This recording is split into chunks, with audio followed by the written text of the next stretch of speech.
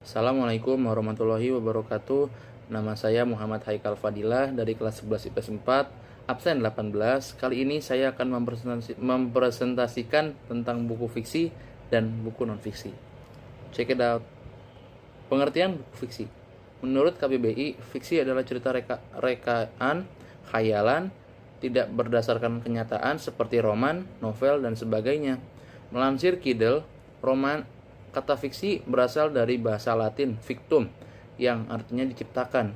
Buku-buku fiksi adalah buku tentang cerita yang tidak terjadi, karangan yang dibuat berdasarkan imajinasi, bukan sejarah atau fakta. Meski ada buku fiksi berdasarkan peristiwa nyata dan sejarah, tetapi penulis biasanya membuat karakter atau dialog imajiner. Tujuan pencipta cerita fiksi adalah untuk menghibur. Contoh buku fiksi adalah novel terjemahan, hikayat, dan lain-lain. Pengertian buku non-fiksi. Menurut KBBI, non-fiksi adalah yang tidak bersifat fiksi, tetapi bersifat fakta dan kenyataan. Buku-buku non-fiksi adalah buku tentang fakta atau hal-hal yang benar-benar terjadi. Contoh buku non-fiksi adalah kamus, buku masak, buku teks untuk belajar di sekolah, atau biografi, atau buku yang menceritakan kisah hidup seseorang. Struktur buku fiksi. 1. Abstrak. Abstrak bagian ini adalah bagian opsi yang boleh ada dan boleh tidak ada, dan bagian ini juga menjadi suatu inti dari sebuah karangan teks cerita fiksi. 2. Orientasi. Bagian ini berisi tentang pengalaman tokoh yang terlibat dalam cerita, dan bagian ini pula yang menjadi bagian awal dari penjelasan dari teks cerita fiksi di sebuah novel. 3. Komplikasi. Pada bagian ini, saat-saat dimulainya suatu permasalahan atau munculnya masalah dari teks cerita fiksi dan menjadi daya tarik tersendiri pembaca pada sebuah novel. 4. Evaluasi. Pada bagian ini, jika dalam teks novel adalah bagian pemecahan masalah atau penyelesaian masalah yang sedang dihadapi oleh para tokoh. 5. Resolusi. Pada bagian ini merupakan suatu inti pemecahan masalah dari masalah-masalah yang dihadapi tokoh dan menjadi akhir penyelesaian masalah yang dapat berakhir dengan baik ataupun berakhir dengan tidak baik. 6. Koda. Koda atau orientasi merupakan akhir cerita yang berisi kesimpulan suatu cerita dan menjadi penutup yang berisi amanat dan pesan moral yang dapat dipetik atau diteladani dari teks cerita fiksi. Masuk ke struktur buku non-fiksi. 1. Orientasi. Bagian ini berisi tentang pengenalan tokoh yang terlibat dalam cerita, dan bagian ini pula yang menjadi bagian awal dari penjelasan dari teks cerita fiksi di sebuah novel. 2. Urutan peristiwa. Berisi urutan peristiwa yang terjadi dalam cerita mulai dari awal permasalahan sampai akhir permasalahan. 3. Reorientasi. Merupakan akhir cerita yang berisi kesimpulan suatu cerita dan menjadi penutup yang dapat dipetik atau diteladani dari teks cerita non-fiksi. Ciri-ciri buku fiksi. 1. Bersifat rekaan atau imajinasi. 2. Menggunakan bahasa yang konotatif atau tidak sebenarnya. 3. Tidak mempunyai sistematika yang baku. 4. Memiliki pesan moral atau amanat yang disampaikan kepada pembaca. 5.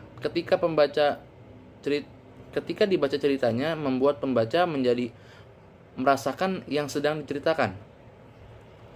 Selanjutnya ciri-ciri buku non-fiksi. 1. Menyajikan temuan baru atau menyajikan temuan yang sudah lama namun diperbarui menggunakan fakta yang ditemukan kembali.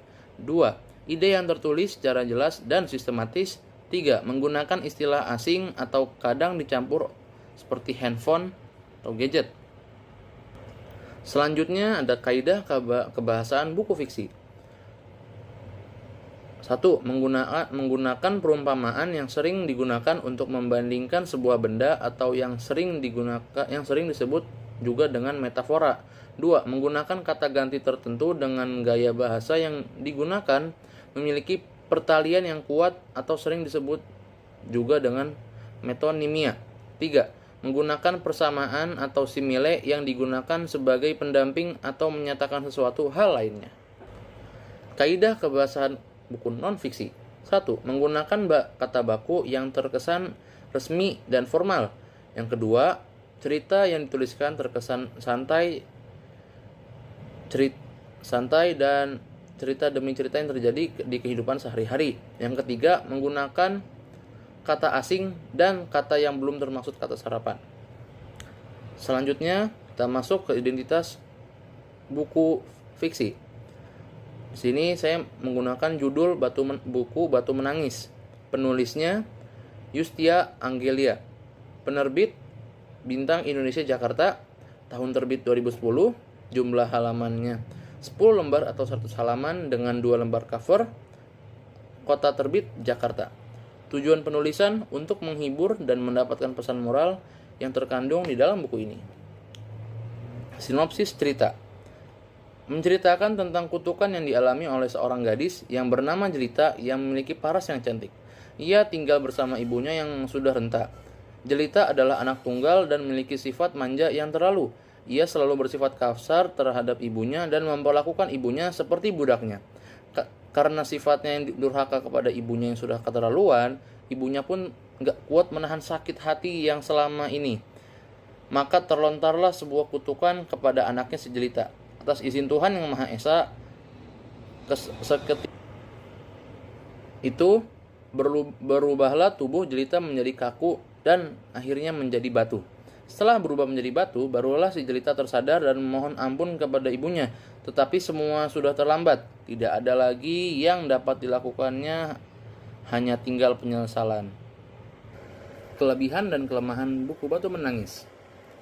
Kelebihan legenda Batu Menangis. 1.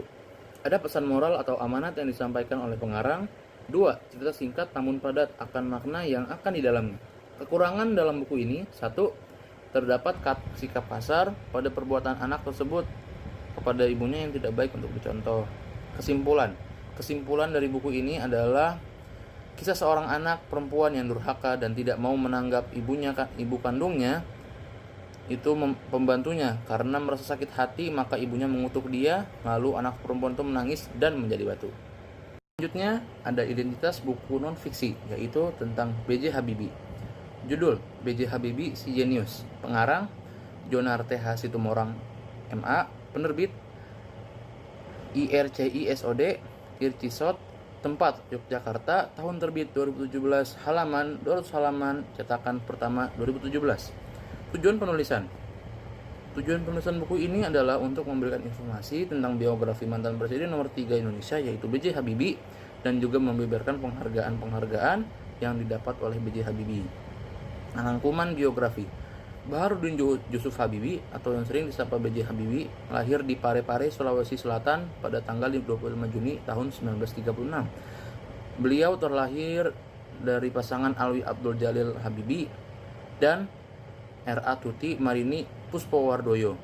Habibie menikah dengan Hasri Ainun Habibie yang dikaruniai 2 orang anak, yaitu Ilham Akbar dan Thorik Kemal. Setelah bapaknya meninggal, beliau pindah ke Bandung menuntut ilmu di Government Middleburg School. Ia menjadi sosok yang favorit sekolahnya. Setelah tamat SMA Bandung, ia melanjutkan ke ITB lalu meneruskan ke Teknike Hochschule. Setelah itu, ia bekerja di industri pesawat terbang termaju di Jerman. Ia juga dipercayai memegang jabatan sebagai direktur utama seperti di Rut PT Industri Perkapalan Indonesia dan di Rut PT Industri Senjata Ringan. Ia juga pernah menjabat menjadi Presiden RI, Wakil Presiden RI, dan Menteri Negara Riset dan Teknologi, Kepala BPPT. Habibie memiliki masalah yang harus dihadapinya dengan ikhlas dan lapang dada ketika ia menjabat sebagai presiden, yakni lepasnya Timor Leste dari Indonesia karena rakyatnya minta referendum, atau penyerahan suatu masalah kepada orang banyak supaya mereka yang menentukannya, jadi tidak diputuskan oleh rapat atau oleh parlemen. Lalu Habibie menetapkan dalam pidatonya bahwa provinsi tersebut memisahkan diri dari Indonesia, dan akhirnya Habibie diberhentikan sebagai presiden karena pidato. Pertanggungjawabannya ditolak oleh MPR. B.J. Habibie pun mendapatkan banyak penghargaan, di antaranya menjadi profesor kehormatan atau guru besar di ITB, mendapat gelar diploma dari Technische Hochschule mendapatkan gelar doktor di bidang konstruksi pesawat terbang, menjadi sosok favorit di SMA-nya, dan menjadi bapak teknologi Indonesia. Kelemahan buku. Buku yang berjudul B.J. Habibie Si Jenius ini mempunyai beberapa kelemahan. Di antaranya banyak ditemukan hasil copy paste dari kutipan buku lain yang membuat beberapa bagian isi buku tidak sinkron. Hal ini dapat saya buktikan ketika penulis mencantumkan tanggal wafat ayah dari Habibie, Alwi Abdul Jalil Habibie, di halaman 25 paragraf ketiga kalimat pertama. Dikatakan bahwa Alwi wafat pada tanggal 10 September 1950 di Makassar. Sedangkan pada halaman 30 sebab meninggal sang ayah, penulis mengatakan bahwa Alwi, ayah Habibie, meninggal pada tanggal 13 September 1950 di Makassar, dan beberapa hal lainnya. Hal ini tentu membuat para pembaca, khususnya saya sendiri, menjadi bingung, dan hal yang memang menjadi kebenarannya. Selain itu, kelemahan lain dari buku ini masih sama, yaitu ditemukan hasil copy paste, sehingga beberapa kutipan yang dikopi terlihat berbeda dengan kutipan lainnya. Selanjutnya, penggunaan bahasa asing di dalam buku ini juga salah satu menjadi kelemahan. Bukan hanya bahasa Inggris, namun juga bahasa lain, misalnya bahasa Jerman, bahasa Gorontalo, dan bahasa lainnya. Tentunya hal ini membuat para pembaca mengalami kesulitan ketika membaca, terlebih saat memaknai arti dan dari bahasa asing tersebut. Lalu kita masuk ke keunggulan atau kelebihan buku. Di samping kelemahan buku ini, ada beberapa keunggulan yang masih bisa menjadi nilai dari buku ini. Salah satunya dapat dilihat dari cover buku ini yang sudah menjelaskan bahwa buku ini merupakan biografi dari Habibie, sehingga pembaca tidak perlu membaca sinopsis buku. Hal ini dapat lihat pada bagian cover. Penulis membuat gambar Habibie menjadi gambar utama cover buku ini. Selain dari cover buku, keunggulan buku ini dapat dilihat pada bagian terakhir, tepatnya saat-saat kesuksesan Habibie. Penulisan menyantumkan dalam sebuah tabel sehingga tidak menyulitkan pembaca dalam membaca buku ini. Bahan kertas yang tidak mudah rusak dan berwarna hitam menjadi nilai tambah buku ini, sehingga para pembaca tidak merasa bosan ketika membacanya. Ukuran huruf juga tidak terlalu besar namun tidak terlalu kecil, yang memudahkan para pembaca untuk membaca buku ini. Kesimpulan yang diambil dari buku ini adalah meskipun Habibie terlahir dari seorang ayah yang berasal dari keluarga terpandang dan seorang ibu yang berasal dari keturunan ningrat, hal tersebut tidak membuat Habibie menjadi sombong, melainkan hal tersebut ia gunakan sebaik-baik mungkin untuk mencapai cita-citanya, yaitu menciptakan pesawat terbang. Hobi membacalah yang membuat Habibie menjadi sukses keinginannya sejak kecil tersebut. Lalu kita masuk ke membandingkan dua buku. Dari buku yang saya baca dan analisis, terdapat banyak perbedaan, terutama antara buku fiksi dan non-fiksi. Perbedaan tersebut diantaranya: 1. Tujuan penulisan.